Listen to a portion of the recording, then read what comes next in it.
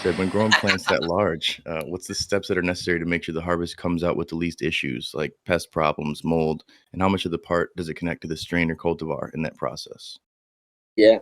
Yeah, well, it definitely connects a lot to the strain for sure. Like we try like that's why it's hard sometimes growing new genetics up on the farms and like trying to put a lot of faith into new things because we don't know how it's going to perform outside because we've grown stuff that at the end was horrible, had a lot of problems, powder mildew or a lot of bud rot.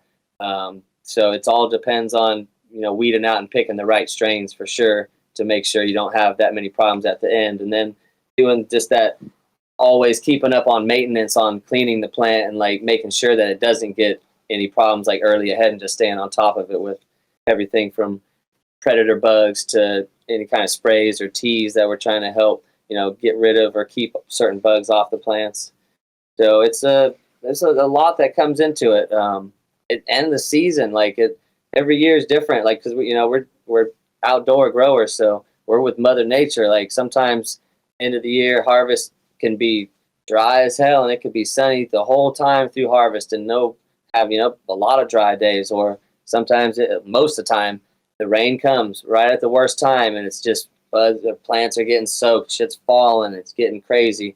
That's why it's really important to have genetics that are going to be able to withstand that kind of beating up and like weather the storm. Yeah, and then so it's like a lot of caging and support so we can keep our plants up straight and nice and wide and spread evenly and stuff, so they're not cramming in different spots, or when they do start to get buds, as they start to fall, they're not like a bunch smashing into one section that starts to cause mostly mold problems and stuff.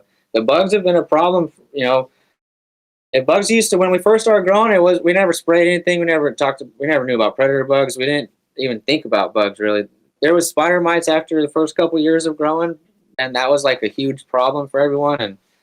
And now for the last few years with the broad mites, the russet mites, and the aphids, it's like outrageous. Just the aphids alone, last like 2 or 3 years they used to never be on the buds. Maybe they're in the beginning of the year, but now it's these aphids that are all these new hemp aphids or whatever that are flying down from in the current. Like these aphids, I guess, fly in the current with the storms and come down different places. They can float in the air for days, and there's some crazy shit going on to where they spread so fast, and now they're everywhere, and it's a huge problem. The aphids are just they're so easy to kill, but they just multiply so fast, and they're worse, I'd say, than spider mites. And broad mites and russet mites are, I'd say, the worst, especially when they get bad.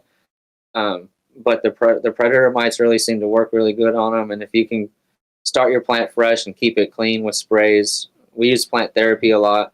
It works pretty good, but it's not really potent enough to kill a bad infestation on things. So you got to do a little bit of double whammy with the predator bugs and the sprays, and the teas really help a lot. Also, to just not have to spray with insecticides and stuff, the teas alone can keep your plant clean. And even just like with the aphids, spray the bugs off, you know what I mean? It's sometimes, but it's so much spraying to do. You're going through hours and hours to spray these plants, and we have a cool sprayer now, but it still takes a long time.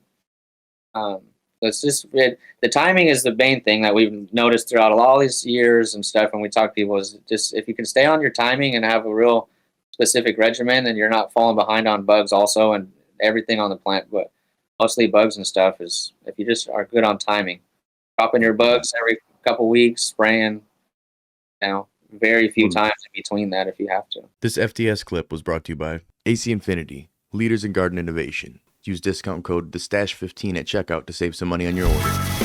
From the Stash Podcast.